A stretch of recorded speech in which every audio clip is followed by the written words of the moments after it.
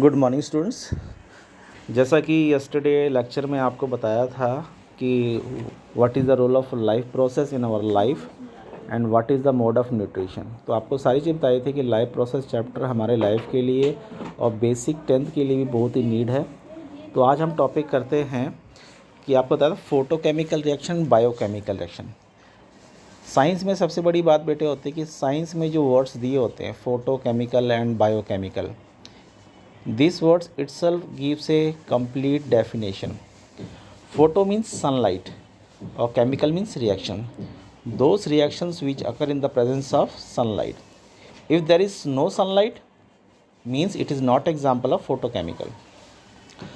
Biochemical means bio means living. Yani those reaction which occurs in the living bodies like plants and animals. So that we call as biochemical reaction. ठीक है। Photochemical reaction कोई भी reaction जो photo यानी कि sunlight में हो रही है, मगर उस सनलाइट से अगर कोई इंटरनली चेंजेस हो रहे हैं, that we called as biochemical in a living plants and animals. तो यहाँ पे डिफरेंस दिया है, गो थ्रू द टॉपिक, कि फोटोकेमिकल में होता है photolysis. Photo means sunlight, lysis means break down, यानी कि when in presence of sunlight any molecules get dissociate, जैसे कि वाटर इलेक्ट्रिसिटी से टूटता है, तो इसलिए हम इसको इलेक्ट्रोलाइसिस भी कहते हैं। बट अगर फोटोलाइसिस का एग्जांपल लेना, जैसे HCl ले लो, तो HCl gas soon dissociate into H and Cl। Okay, अगर सनलाइट में होना that we called a light reaction. Okay, और इसका काम होता है फोटोकेमिकल का to generate ATP and the NADPH, that are the energy molecules. यानी कि आप कह सकते हो कि ये वो चीज़ हैं, सब्सटेंस है, जो एनर्जी प्रोड्यूस करने के लिए रिस्पॉन्सिबल फैक्टर है, और it does in presence of light. Okay बेटा, तो यहाँ पे ध्यान रखना है कि कहाँ पे होते हैं। तो यहाँ पे ये टक्कर्स इन थाइलाकॉइड्स, ग्रेना, स्ट्रोमा, जो क्लोरोप्लास्ट के प्लांट होते हैं। यानी क्लोरोप्लास्ट एक पिगमेंट है प्लांट का, ठीक है, दैट हैव क्लोरोफिल, और क्लोरोफिल की एफिनिटी इतनी ज़्यादा होती है कि वो आसानी से सनलाइट को एब्जॉर्ब कर सकता है। अगर क्लोरोप्लास्ट नहीं होगा तो सनलाइट कभी भी एब्जॉर्ब नहीं करेगा और रिएक्शन कभी नहीं होगी। इन कंट्रास्ट अगर हम इसकी बात छोड़कर अब आएँ इसी के अपोजिट, बायोकेमिकल, तो बायोकेमिकल मतलब green plant use the sunlight to prepare food, यानी कि कार्बोहाइड्रेट। ये रिएक्शन होती है डार्क रिएक्शन। क्या होती है? डार्क रिएक्शन, यानी कि it is a second step, यानी कि लाइट पड़ी पौधे पे, ये फोटोसिंथेसिस होता है, ये प्राइमरी स्टेप है। मगर जब फूड बनाने की प्रोसेस होता है that we called as dark process. इसमें क्या होता है? This phase produce that second in term of glucose. ये क्या करता है? ग्लूकोज बनाता है। Glucose always form in the second step, not in primary step. अब क्या लिखा है? It is done in the absence of light. यहाँ पे एक बार प्लांट ने सनलाइट को ट्रैप कर लिया, उस ट्रैप करके वो ATP और NADPH बनाता है, और ये NADPH बनाकर इसको एनर्जी को जनरेट करता है, और जनरेट यही एनर्जी यूज़फुल होती है इस डार्क फेस को चलाने के लिए, और ये डार्क फेस रिस्पॉन्सिबल होते हैं to produce glucose. Okay, it occurs in the stroma part of the chloroplast. ये कहाँ पे होता था? ग्रेना में, और ये कहाँ होता है? स्ट्रोमा में। यानी कि क्लोरोप्लास्ट में दोनों पिगमेंट होते हैं, स्ट्रोमा एंड ग्रेना। तो याद रखना, ग्रेना प्राइमरी फेज को कवर करता है, स्ट्रोमा सेकेंडरी यानी डार्क रिएक्शन को फेस करता है। ओके, तो आपको ना whenever you are learning the difference, right any 2 points, that is enough for you, क्योंकि पेपर में 1 नंबर के आते हैं। नेक्स्ट, आपने while you are learning the difference, तो आप पे आया ATP। ATP की फुल फॉर्म होती है adenosine triphosphate, it is a energy molecule. दूसरा NADPH। यहाँ पे ध्यान रखना, यहाँ स्पेलिंग मिस्टेक है थोड़ी सी। यहाँ पे स्पेलिंग होती है निकोटीन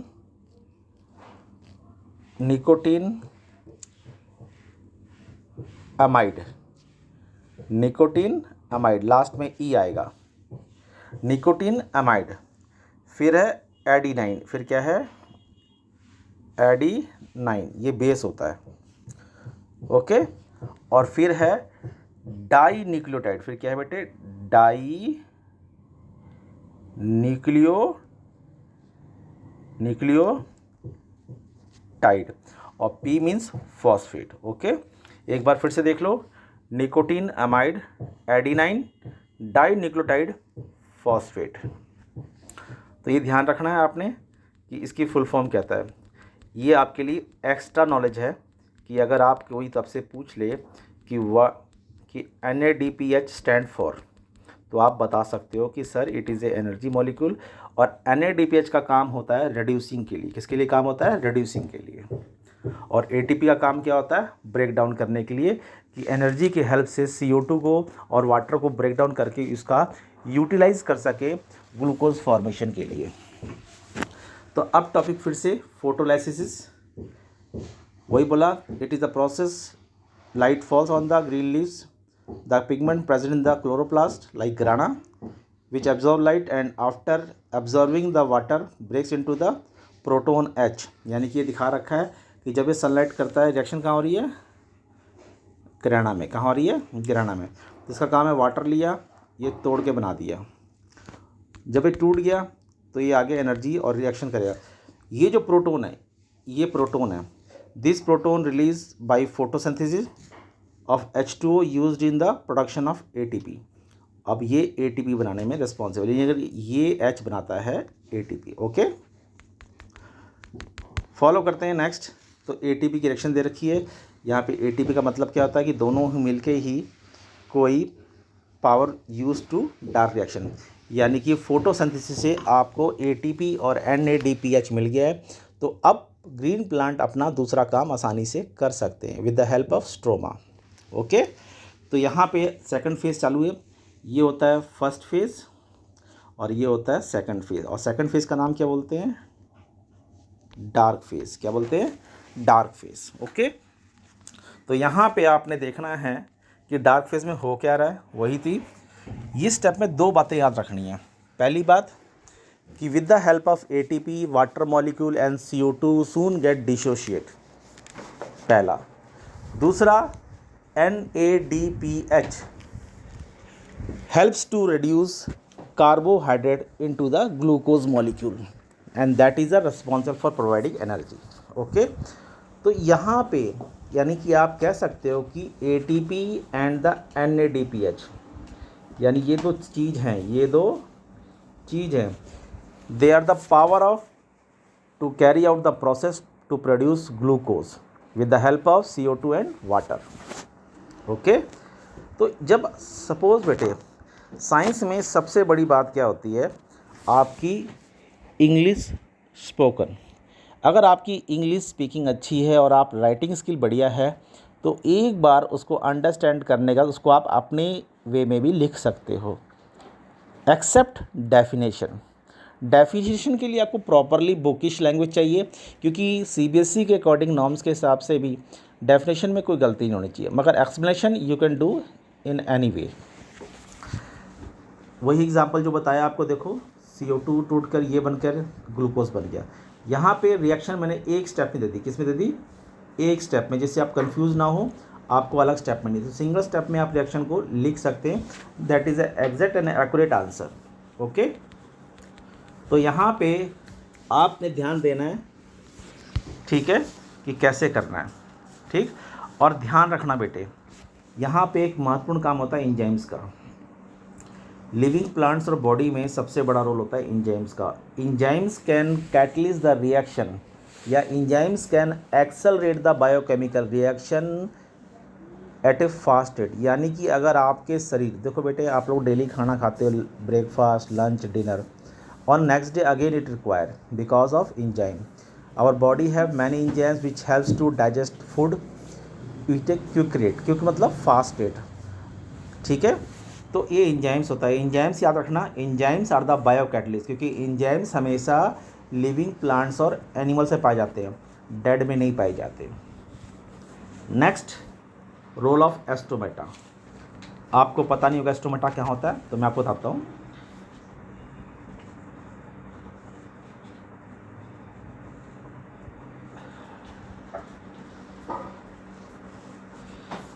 ये आपकी लीफ है। लीफ का जो ये हिस्सा होता है that we called as cuticle, जो लीफ को बचाता है डैमेज होने से। ओके, इसके ठीक लोअर पार्ट के नीचे जो आपको आंखों से नहीं दिखेगा, यहाँ होता है एस्टोमेटा। क्या होता है? एस्टोमेटा।